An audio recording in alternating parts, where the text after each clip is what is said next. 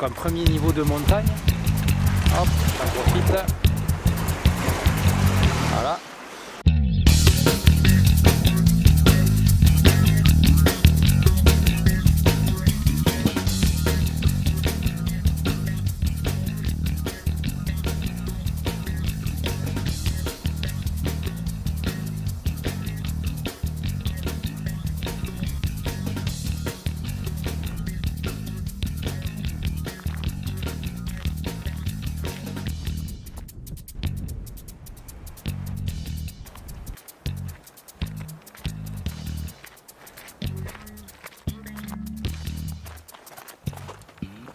Bonjour à toutes et tous, aujourd'hui nous sommes donc au Cap Béart, dans la propriété de viticulteurs qui nous ont invités à monter, on les a croisés un petit peu plus bas sur le chemin, dans leur propriété, pour profiter des jolies fleurs et puis de leur aménagement ici, et surtout de la vue autour du Cap Béart.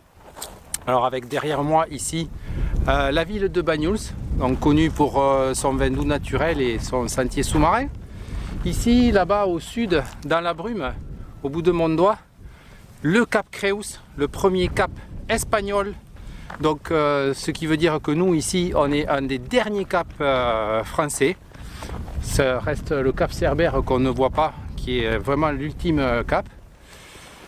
Le Cap Béart est équipé d'un phare pour se signaler par rapport aux marins, très important évidemment. Et là-bas, hop, je me retourne ici, son sémaphore qui fait l'été le relais de la sécurité avec le CrossMed et autres. Voilà. Donc on est venu ici parce que on s'est dit tiens, pourquoi pas aller un petit peu à la mer. On a passé quand même pas mal de temps à la montagne et on va se mettre à chercher une composition. Alors ça peut être de la composition Grande Vista parce qu'il y a pas mal de relief sur le cap. Il faut qu'on monte encore un petit peu plus haut, ou bien de la composition un peu plus intimiste où on pourrait descendre sur les falaises plutôt et voir les jeux qu'on peut faire avec l'eau. En tout cas, les nuages sont en train de rentrer depuis l'ouest là-bas. Sur la mer, c'est un petit peu plus dégagé, mais c'est que du nuage de moyenne altitude, haute altitude, donc ça devrait gazer. Seule petite chose, c'est que le Cap Béart se situe donc avec une vision côté est du paysage, donc ça veut dire qu'on va perdre la lumière assez rapidement, mais notre idée c'est plutôt de shooter avec des lumières qui vont être plutôt nivelées de la lumière douce, et certainement on va voir en Blue Hours, à confirmer évidemment, mais notre idée elle est là, c'est utiliser la lumière douce pour les nuances de relief. Voilà, donc on vous embarque avec nous pour la suite de cet épisode et vous allez découvrir tout au long les paysages et les compositions qu'on va pouvoir trouver.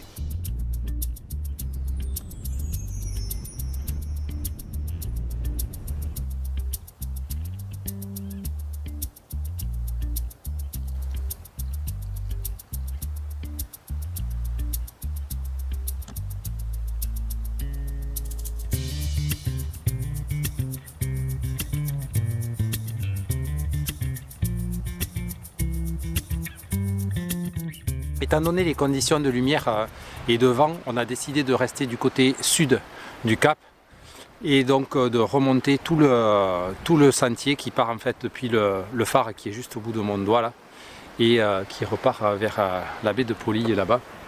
Et on s'est arrêté sur le sentier parce que cette composition ici là a attiré notre œil avec cette roche qui est en bas et qui en fait fait un virage en partant de là, hop, le virage comme ça, voilà, et qui montre l'autre roche derrière et le phare qui est juste en haut en fait fait un facteur d'échelle. Donc là je vous passe juste une photo qu'on a tirée pour donner une idée de la composition, mais le climat d'aujourd'hui ne s'adapte pas. Ce qu'on voudrait c'est avoir une forte rentrée de vent de sud-est, donc de la mer, puisqu'ici on a deux vents dominants, le nord-ouest qui est la tramontane et le sud-est qui vient de la mer. Il y a quelques jours on avait justement ce sud-est, mais en rentrant on va avoir des énormes vagues qui vont se créer ici au pied de cette roche et au pied de la roche qui est au fond là-bas plus loin sur le cap, avec de la grosse écume, des grosses vagues qui vont venir se fracasser sur la roche et qui vont donner de la dynamique à la photo. Et le phare, lui, sera là juste pour le facteur d'échelle de la photo par rapport à l'immensité de ces grosses falaises. Voilà donc une première composition qu'on a trouvée, pas pour aujourd'hui, mais on se la met derrière l'oreille et on reviendra. Alors là, ici, juste à pic de cette falaise, nouvelle composition. Alors on s'est mis à hauteur très importante pour avoir l'horizon de la mer qui soit pile calé sur la tête du bout du cap, ici. Et ensuite on a la remontée du cap qui va jusqu'au phare. Là, on a des énormes jambes de roche. Alors je vais essayer, hop, voilà, ces énormes jambes ici qui peuvent faire un avant-plan également pour ce portrait là-bas au fond. Donc en ce moment je vous passe une photo qui a été tirée en 21. En théorie, il faudrait une focale, on reviendra de toute façon le tester avec par mauvais temps, comme je disais, quand les vagues rentrent. Il nous faudrait quelque chose comme 18 ou 19 mm pour pouvoir embrasser un petit peu plus cet avant-plan. Ensuite, je vous montre une autre photo qui a été prise là plutôt aux alentours de 80 ou 85, où on a un portrait beaucoup plus figé sur le bout du cap. Et le phare qui reste le personnage principal qui refait de nouveau le facteur d'échelle. On s'est servi de nouveau de cette énorme falaise ici qui fait l'avant-plan. Voilà, donc des compositions encore pour le mauvais temps rentrant de la mer, puisque les vagues et l'écume arrivent par là.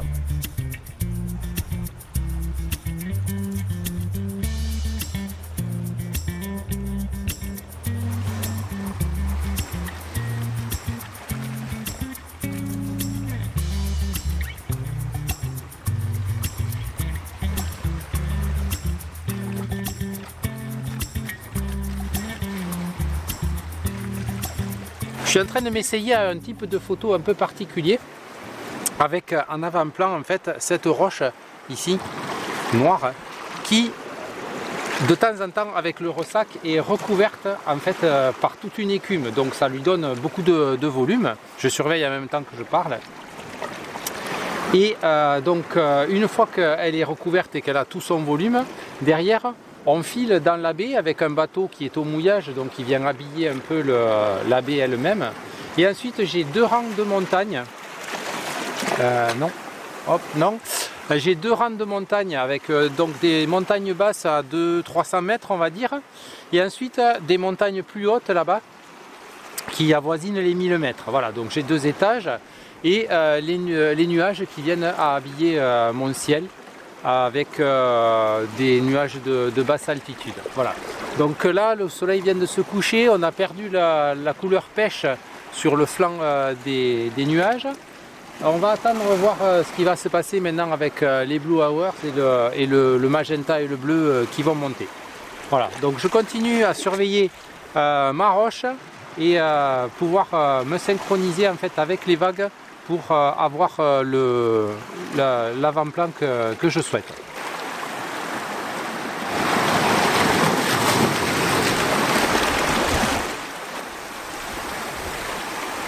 Alors comment je prends cette photo? C'est très simple.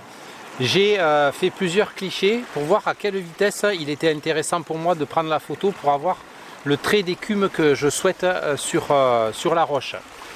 J'ai déterminé la vitesse qui me convient à 2,5 de seconde.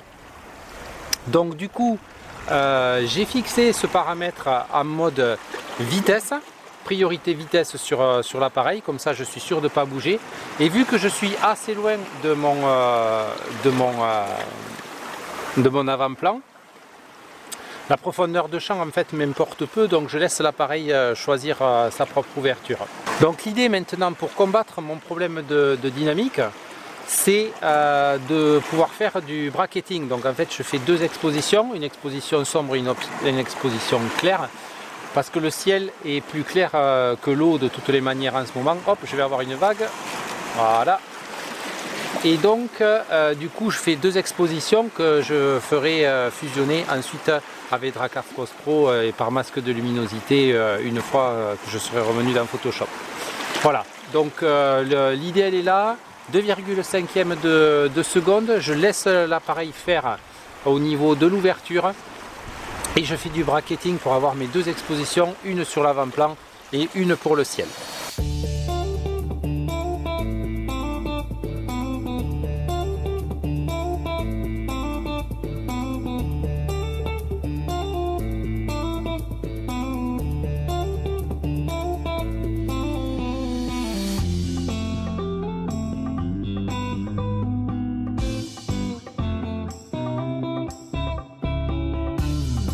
Alors Delphine, est-ce que tu peux nous parler de la composition de ta photo de ce soir? Alors ce soir, c'est une photo en 16 mm. Mon avant-plan donc est un avant-plan en forme de V formé par des roches que j'ai devant et qui nous amène donc sur le cap de Bagnous. Voilà, et le tout bordé avec un ciel nuageux. Ok. Et en termes du mouvement de l'eau, qu'est-ce que tu fais? Alors bien évidemment, c'est ce qui m'intéresse. L'idée pour moi, c'est d'avoir des séquences où l'eau arrive à arriver jusqu'au bord de mon trépied parce que c'est là où c'est le plus intéressant, où je peux donner du mouvement. Et voilà, donc l'idée c'est que le mouvement de l'eau nous ramène vers le cap. Donc ça veut dire que c'est plutôt le ressac qui t'intéresse, quand l'eau aspire dans ton avant-plan pour tirer l'œil vers le fond de la photo. Voilà, tout à fait, c'est là que le mouvement se dessine le mieux. D'accord, tu as déterminé une vitesse ou... Alors j'ai déterminé une vitesse à force de faire des essais. J'ai beaucoup aimé le 2-3 secondes de temps de pause. Parce que j'arrive à avoir du mouvement et une pose qui est suffisamment jolie pour donner du mouvement dans l'eau. Et là je suis passée sur les dernières, plus par curiosité, à 8-10 secondes, voilà, pour voir l'ambiance que je pouvais obtenir et voir, voilà, donc là je suis plus en phase d'essai, mais il risque d'y avoir des choses sympas aussi. Donc 8-10 secondes, ça veut dire que tu as moins d'aspiration, tu as moins de traits d'eau. Voilà, c'est moins marqué, mes traits d'eau sont moins marqués, on est beaucoup plus sur des choses beaucoup plus vaporeuses en fait. Ok, ça marche. Ben, écoute, on va voir ta photo alors du coup. Allons-y.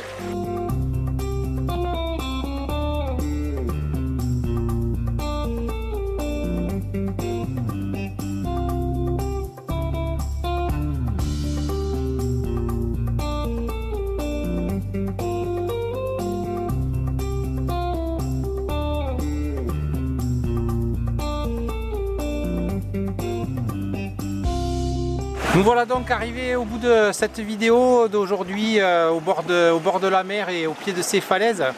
Donc vous avez vu 2 types de photos différents, une photo basée avec un avant-plan en mouvement et ses splashs sur les roches, et l'autre photo basée sur un guide en fait où l'eau vient aspirer dans le guide pour quelque part aspirer justement le regard du spectateur et l'amener vers le fond de la photo. Voilà, donc on va vous laisser à regret, mais on se dit qu'on va vous retrouver bientôt. Merci de nous avoir suivis encore aujourd'hui. Si le contenu vous a plu, surtout n'oubliez pas de vous abonner à notre chaîne en cliquant le bouton s'abonner sous la vidéo, et surtout de sonner sa petite cloche associée pour savoir un petit peu toutes les nouvelles vidéos qui vont sortir. Vous le savez, les sujets chez nous, c'est notre spécialité en post-traitement, les masques de luminosité traités par notre extension pour Photoshop Dracar Force Pro, mais c'est également les tutoriels Photoshop pour vous aider à vous sortir de tous les mauvais pas que vous rencontrez dans Photoshop. Les sorties photos comme aujourd'hui, que ce soit à la montagne, à la mer ou ailleurs, pour vous faire vous évader et vous montrer un petit peu les techniques qu'on utilise sur nos prises de vue. Du test de matériel, il y a de nouveaux sujets qui vont arriver avec de la formation photo pure, de la description de matériel, fonctionnement de matériel, des choses comme ça. On essaye d'étoffer de plus en plus cette chaîne entièrement dédiée à la photo pour vous amener de plus en plus d'informations. Voilà, merci encore de nous avoir suivis et vous le savez maintenant, until next time.